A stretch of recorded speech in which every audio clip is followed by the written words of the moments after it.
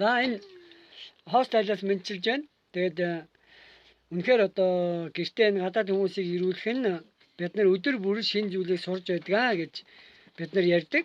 Тэгээд тэр бол үнэхээр үнэн. За би өнөөдөр жишээлбэл та бүхэнд энэ ийм амтд тухайны ийм нэг сортыг танилцуулах гэж байна.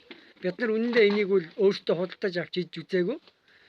Тэгээд манайд ирсэн Итали эмэгтэй Кика гэж эмэгтэй маань бол манайд энийг авчирсан.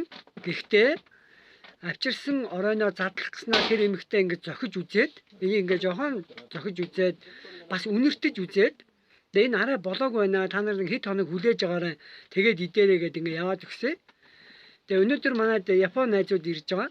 Тэгээ би Японы найзуудаасаа энийг идэх цаг нь болж юу? Энэ юу вэ гэсэн чи харин наадах чинь маск мелон гэж хэлж байна. Тэгээ би болохоор энийг мелон гэдэг үгнээс цаашгүй байсан мелон гэд. Тэгээ яг энэ гэр бүлийнхаа хүнтэй бид нар энийг үл нэг амтд тухай төрлийн тийм нөгөө манай шаагуй тарвас гэдэг шиг л ногоо гэж бодож байгаа. Жимс гэж бодож байгаа. Тэгээд сайн манай Япон хүмүүс энийг нөгөө нэрийг ингээ бид нарт хэлж өгснөөрөө бид нар одоо наа чи идэх цаг нь болж байгаа гэсэн чинь баг та нар оройтох гэж байна. Одоо идгээд. Тэгээ үнэхээр сайн байнас үнэр байна уу? Байна. Үнэр байна. Яг зүсэнгүүт үнэрээс. Тэгээ бас ингээд зөөлөн нэлээ хүнд болцсон байна бас тий. Нэлээ хүнд болцсон юм шиг байна. Тэгээ ингээд бид нар тэр Итали эмэгтэй маань хэлсэн. Та нар энийг ингээд нээгээд дотор нь ингээд зөндөө их үр байгаа. Тэрийг халавгаар аваарай гэж хэлжсэн байхгүй юу? Тэгээ яг үнэхээр тийм байна. Ингээд зөндөө их юм үр байдаг юм байна. Тэгээ би энийх нь үрийг ингээд авцсан. Тэгээ одоо энийг хальслаад энэ гаднaalын энэ ногоо хальсыг жоохон аваа тэгээ иддэг юм байлээ. Тэгээ яг хөө энэ бол ийм халуун дулаа орон дургадаг жимс юм байлээ. Нөгөө экваторын бүс нутаг гэдэг шиг. Тэгээ би одоо Итали найзаасаа болон энэ Япон хүмүүсээс энэ жимсний нэрийг тэр маск мелон гэж хэлдэг тэр нэрийг мэдж авлаа. Мөн дээр нь яг л нэг шинэ хамтыг бас мэдж авлаа.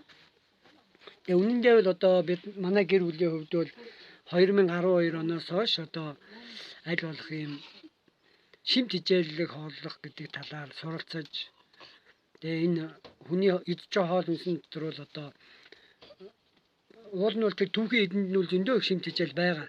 Тэр өв сургамал, гурил будаа тэр юм. Гэвч хүн нөгөө дэндүүх үйлдвэрийн аргаар боловсруулсныг нь авахлаар ихэнх шимт хичээл нь байхгүй болчихдог. Эсвэл өөртөө бас хоол ундаа хийж идж байхдаа нөгөө буцалгах шарах аргаар шимт хичээлээс нь илүү их маш их одоо хүний үед ашиг тосгүй өөх тосыг ч идэх юм уу эсвэл ингээд буруу боловсруулж идснээр шимт хичээлийн алдагдуулдаг гэж ойлгодог болсон.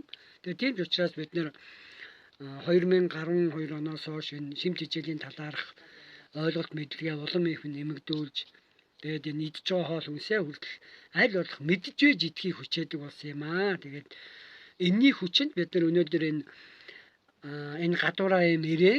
Тэгээд энэ маск мелон гэдэг энэ жимсийг хүртэл одоо ойлгож нэрийн чи ямар учиртай юм бол гэл ингээд тарьж болох уу ч гэж бас ингээд бодож байна. Тэгэл ийм л болцоод байна. За ингээд та бүхнийг ч гэсэн бид нар ер нь энэ амьдралынхаа хугацаанд маш олон зүйлийг таньж мэдэж учир утгыг нь одоо ойлгож аливаа зүйлийг хэрэгэлдэг болоосай.